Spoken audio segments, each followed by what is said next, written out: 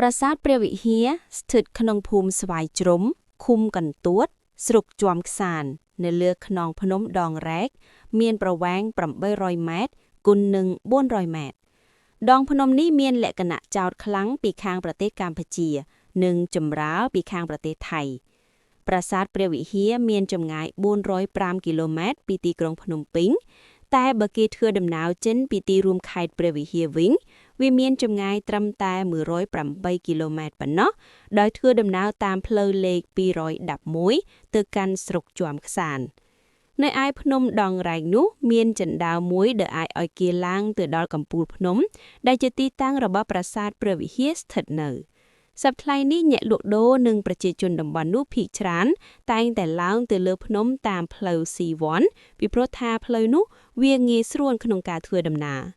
ប្រាសាទព្រះវិហារគឺជាតំបន់ប្រវត្តិសាស្ត្រមួយដែលមានឈ្មោះថាសិខរិសដារៈមានន័យថាអំណាចនៃភ្នំហើយត្រូវបានសាងសង់ឡើងនៅក្នុងអំឡុងចុងសតវត្សទី9និងដើមសតវត្សទី10ដោយព្រះមហាក្សត្រ4អង្គព្រះនាមព្រះបាទយសោវរ្ម័នទី1សាងសង់ក្នុងកស889ទៅ910ព្រះបាទសូរ្យវរ្ម័នទី1សាងសង់ក្នុងកស1000ទៅ1050ព្រះបាទសូរ្យវរ្ម័នទី2សាងសង់ក្នុងកស1113ទៅ1150និងព្រះបាទជ័យវរ្ម័នទី6សាងសង់ក្នុងកស1880ទៅ1109ប្រាសាទព្រះវិហារបានប្រគល់ឲ្យប្រទេសថៃដោយពួកអាណានិគមបារាំងក្នុងឆ្នាំ